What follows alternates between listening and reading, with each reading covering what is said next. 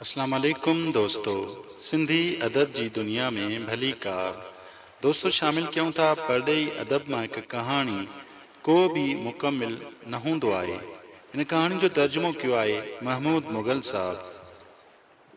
डिघे मंगणे खां पोइ हिकु जोड़े जी शादी थी हुई। शादी ॾाढी धूमधाम सां थी हुई। संदन सभई दोस्त मिट माइट ऐं ख़ैर ख़्वाह हिकु तक़रीब में शिरकत लाइ आयल हुआ। हर रस्म ज़बरदस्त थी। सभिनी ॾाढो मज़ो माणियो। कुंवार जो अछो जोड़ो ॾिसण वटां हो ऐं घोट जो लिबास वरी मर्दाणे हुस्न लाइ शाहकार हो। हर कंहिं खेनि ॾिसी साराहियो पए त सभिनी खे संदन पाण जे विच में मोहबत मिसाली पए लॻी। औरतुनि ऐं मर्दनि हिन नए जोड़े जी हिक ॿिए लाइ निगाह में चमक खे साराहियो पए। मतिलब त छा त शादी हुई ऐं छा त जोड़ो हो। सभु कुझु मिसाली हो, मिसाल बणजण लाइ काफ़ी हो। औरत किताबी घणी हुई।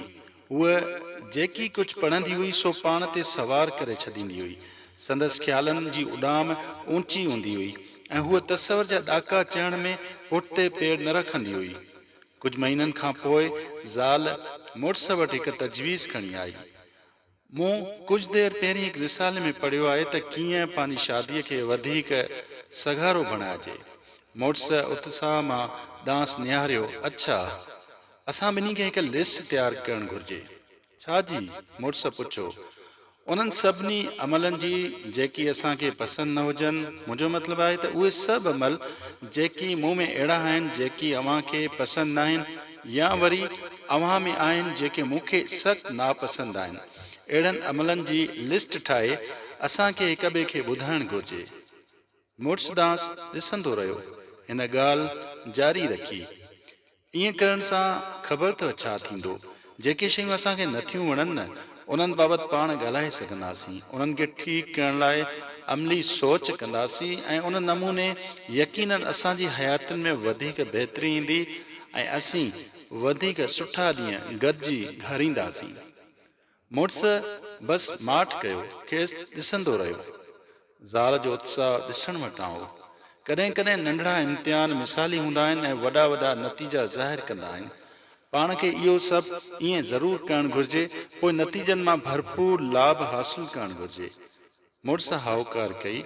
ॿई अलॻि अलॻि कमरनि में कागज़ कलम खणी हलिया विया त जीअं उन्हनि अमलनि जी फ़हिरिस्त खे तरतीब ॾेई सघिजे जेकी हिक ॿिए लाइ अणवणंदड़ हुजनि या वरी हिक ॿिए बाबति न वणंदा हुजनि।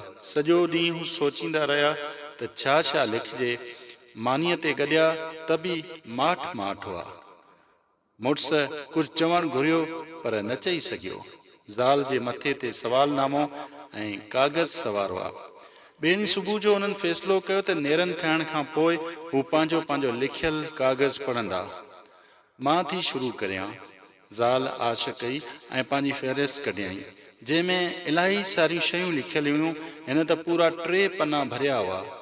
जॾहिं हिननि नंढियुनि नंढियुनि ॻाल्हियुनि खे पढ़णु शुरू कयो त खेसि महसूसु थियो त मुड़ुस जी अखियुनि में पाणियाट उभरी रही हुई। छा थियो? हुन मुड़ुस खां पुछो। कुझु न, हू मुरकियो। तूं पढ़ंदी रहो ऐं फ़हिरिस्त मुकमिल कर। ज़ाल खे पंहिंजो जुनून हो। हिन 3 पना पढ़ी पूरा कया जंहिंमें 30 खनि शिकायतूं लिखियल हुयूं। उहे सभु नुक्स आदतूं ऐं अमल लिखियल हुआ जेकी खेसि पंहिंजे मुड़ुस में पसंदि न हुआ या वरी जिन खे न बदिलाइणु पए घुरियो। हुन फ़हिरिस्त पढ़ी पूरी कई ऐं उहा वेड़ींदे मुड़ुस खे चयईं, हाणे तव्हां पंहिंजी फ़हिरिस्त पढ़ो। तंहिंखां पोइ पाण ॿई गॾिजी ॾिसंदासीं त उहे कहिड़ा अमल आहिनि जेकी पाण गॾिजी चूंडिया आहिनि या वरी उन्हनि खे ठीकु कीअं थो करे सघिजे। ॾाढे इत्मीनान सां मुड़ुस वराणियो। मुंहिंजी फ़हिरिस्त में कुझु बि लिखियलु न आहे। मुंहिंजे ख़्याल में त तूं जीअं बि आहीं ज़बरदस्त आहीं। मां नथो घुरां त तूं मूं लाइ पंहिंजो पाण में कुझु बि बदिलाहीं। तूं बहितरीन आहीं ऐं मूंखे कॾहिं बि को बि अहिड़ो ख़्यालु न आहे आयो त तोखे बदिलाइजे। तूं मुंहिंजे लाइ मोहबत जो तोहफ़ो आहीं। मां तोखे बदिलाइण लाइ छो सोचां। हाणे ॻोढ़नि जो वारो ज़ाल जी अखियुनि में अचण जो हो। मुड़ुस जी सचाईअ, मोहबत ऐं ख़ुलूस खेसि केतिरा ई मिसाल सम्झाए छॾिया हुआ।